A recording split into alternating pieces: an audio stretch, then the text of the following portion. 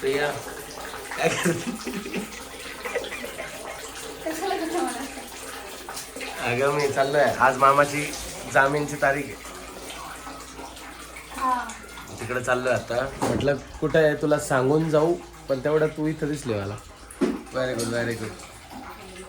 पाऊस चालू झाला म्हणून थांबलो. ती वादळ आहे आणि पाऊसच. बरेच जण विचारतात प्रिया कुठे? आज म्हटलं प्रियाला दाखवूच. बघा पूर्ण असं चेहरा डाऊन झाला. खातच नाही स्वतः, नुसतं टेन्शन घेते, रडती काय, कामातच नुसते कंटिन्यू.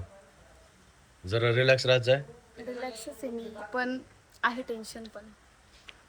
आता मामींचं ऑपरेशन झालंय, मस्त एकदम टेन्शन नाही. पाऊस आलाय, आज मामा सुटले पाहिजे बाई. मामींना अजून आम्ही सांगितलेलं नाही ते, कारण अजून म्हणजे ऐकतील आणि अजून टेन्शनमध्ये जातील असं नको व्हायला. सो त्यामुळं ऑपरेशन झालंय. मी आता हॉस्पिटलला गेल्यावर तुम्हाला सांगतोच अपडेट काय आहे. मामींची तब्येत आता कशी आहे, आज कोणतं ऑपरेशन झालं ते. पण सगळ्यात पहिले म्हटलं प्रियाला दाखवून देऊ, प्रिया कुठे आहे. खूप मल्टिपल ऑपरेशन झालेत मामीचे आणि खूपच त्रासामध्ये सध्या त्या. म्हणजे त्यांचा त्रास मी म्हणते कोणाच्या नशिबी पण येऊ नये असा त्रास. बट तुमची सगळ्यांची कृपा आणि त्यांची कोणती तरी पुण्य असेल की त्या सही सलामत आहेत, एवढंच पाहिजे आता. तेच मी सगळ्यांना बोललो ना की खूप जण तुम्ही प्रार्थना करतायत आणि खरं सांगतो एवढ्या सगळ्यांच्या प्रार्थना येऊन आहे ना, स्वामींचा आशीर्वाद लवकर दिसायला लागला आहे असंच मी समजून. आज फक्त एकच विनंती आहे की मामा सुटावे, कारण आज त्यांची तारीख आहे कोर्टात. मामांचे पण तिकडे खूप हाल चालले आहेत. म्हणजे मामांचे पाय एवढे सुजलेत, त्यांना लागलेलं सुद्धा आहे. आता पहिले मामा आल्याला त्यांना ऍडमिट करा. हो मी बोललो, आता तरी व्हायला पाहिजे ऍडमिट. त्यांचे टॅबलेट चालू होत्या, काहीच त्यांना तिकडे दिलेलं नाही. तिकडं असं पण देतच नाही ना करत नाही, न्याय भेटत नाही कुठेच. जाऊ दे, ते नाही बोलायचं आपल्याला आता. सगळं चुकीचं घडतं, एवढं बोलायचं नाही. चुकीचं घडतंय आणि चांगल्या माणसांसोबत चुकीचं घडतंय हेच वाईट वाटतं. नाही, पण वेळ अजून गेलेली नाही ना. देर आहे दुरुस्त आहे, ते म्हणतात ना, शेवट सत्याचा विजय होतो. आणि प्रत्येक ठिकाणी त्रास सहन करतोच, आता काय करणार.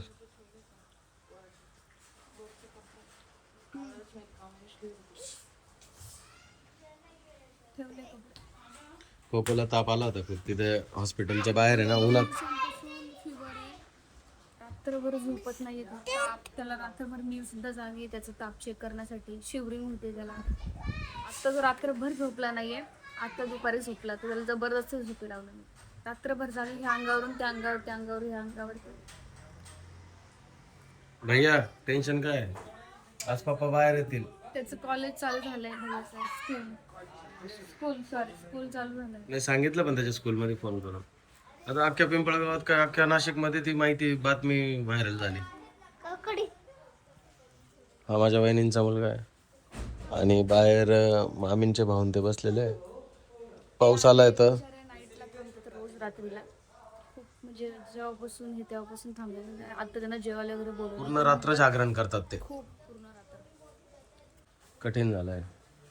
सो आता मी थोड्याने पहिले मी जेलमध्ये जाणार आहे, तिकडे ते पत्र घ्यायचं आहे. आज बघू काय होतं कोर्टात. मग तिकडून मामींकडे जाईल आणि तुम्हाला सगळ्यांना अपडेट देतो मी, काय झालंय, कसं झालं ऑपरेशन आणि मामींची तब्येत कशी आहे.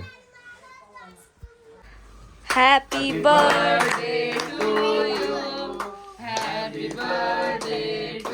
8-10 दिवसांपासून आम्ही सगळे हॉस्पिटलमध्ये, घरी, हॉस्पिटल, कोर्ट, घर, पोलीस स्टेशन अशा चक्रांमध्ये आहे. तर सगळे थकलेले होते आणि त्यात मामांचा वाढदिवस होता. तर हे आमचे कोपरगावचे मामा आहे. सो मग एक छोटासा प्रयत्न, थोडं सगळ्यांमध्ये आनंद आणण्याचा. आणि मामाही खुश झाले, कारण हे मामा आणि ते मागे जे चेक्स शर्टमध्ये उभे ना ते मामा, हे दोघंही रात्रभर हॉस्पिटलच्या बाहेर राहतात. आणि 8 दिवसापासून त्यांनी घर पाहिलं नाही. मग आज बळजबरी त्यांना घरी बोलवलं आणि त्यांचा केक कट करून सगळ्यांनी सेलिब्रेट केलं. आता इथून मामींचा पण बड्डे येतो 2-3 दिवसानंतर, तोही आपल्याला स्पेशल सेलिब्रेट करायचा आहे. आय होप की मामी तोपर्यंत बऱ्या होतील.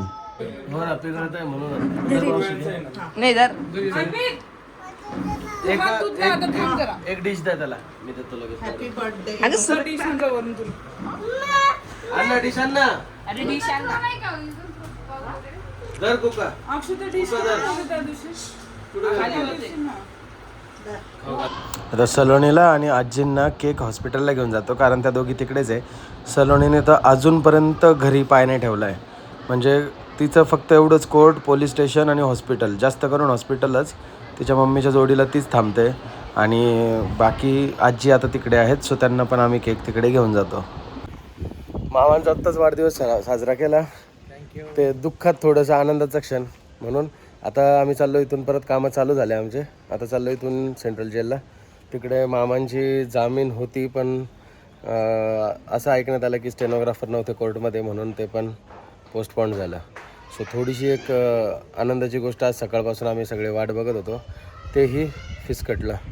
आता कधी येतील मामा बाहेर माहीत नाही. सो आता ते चाललो आहे सेंट्रल जेलला लेटर घेण्यासाठी. मग तिकडे जाऊनच आपण तिकडून तसंच मग हॉस्पिटलला जाणार आहे. सो आत्ता आलो आहे मी सेंट्रल जेलच्या तिथे, आणि आता कोर्टातून फोन आला की कोर्टात स्टेनोग्राफर नव्हता म्हणून बेलची ऑर्डर निघाली नाही आहे. आणि आता एक पत्र घ्यायला इकडे आमच्या वकिलांनी बोलवलेलं, सो तिकडे आलो आहे. आलो होतो का? खतरनाक पाऊस आहे, खतरनाक एकदम. हो,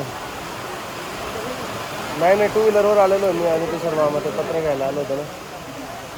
हो, आमच्यासारखंच हे सगळेजण त्यांच्या त्यांच्या परिवारातील कोणीतरी सदस्य इथे जेलमध्ये आहे, त्यांना भेटायला आलेले. पण पावसाने कमाल केली. पाऊस विजांसहित इतका कडकडाट होत होता की तो थांबायचं नावच घेत नव्हता. किती वेळ झाला अजून पाऊस थांबला नाही आहे. वकिलांना आता जस्ट मी फोन केला होता की ते लेटर अजून भेटलं नाही. मग ते बोलले की एक काम करा, ते पण पावसातच अडकलेले आहे. सो ते बोलले की तुम्हाला जर पाऊस थांबल्यावरती जायचं असेल तर तुम्ही जा, मग ते येऊन कलेक्ट करतील. आता सो आता इथून आम्ही पाऊस थांबला की पहिले हॉस्पिटलला जाणार आहे, कारण मामींचं ऑपरेशन झालं आहे आणि डॉक्टरांनी बोलवलंय भेटायला.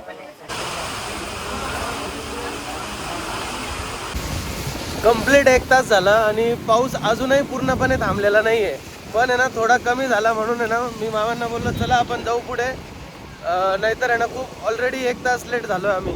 सो तिकडून पण हॉस्पिटलमधून पण सलोनी वारंवार फोन करते. आता हॉस्पिटलला जाऊन बघतो नेमकं काय चालू आहे तिकडे. सो आत्ताच मी घरी आलो, कपडे चेंज केले, खूप ओलं झालो होतो आणि पाऊसही काही थांबायचं नाव घेत नव्हता.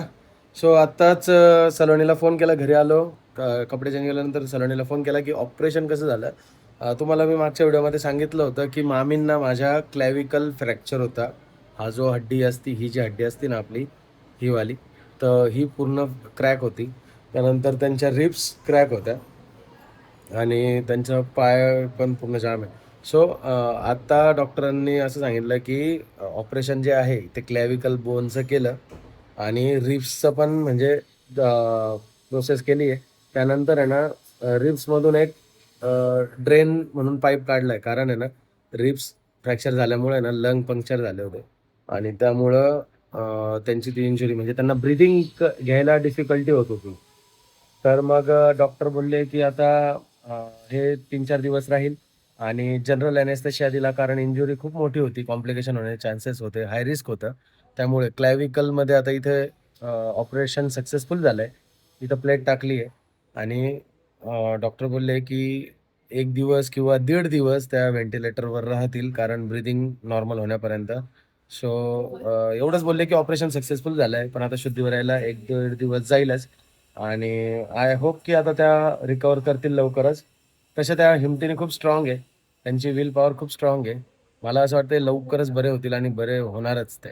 आणि जे पायाचं वगैरे आहे त्या सर्जऱ्या डॉक्टर बोलले की नंतर करूया, कारण एवढ्या सर्जऱ्या एकाच दिवसात त्या झेपवणार नाही आणि त्यांना थोडंसं रिकवर होऊ देऊ, नॉर्मल होऊ देऊ, शुद्धीवर येऊ देऊ, त्यानंतर मग पुढच्या सर्जरीज प्लॅन करू.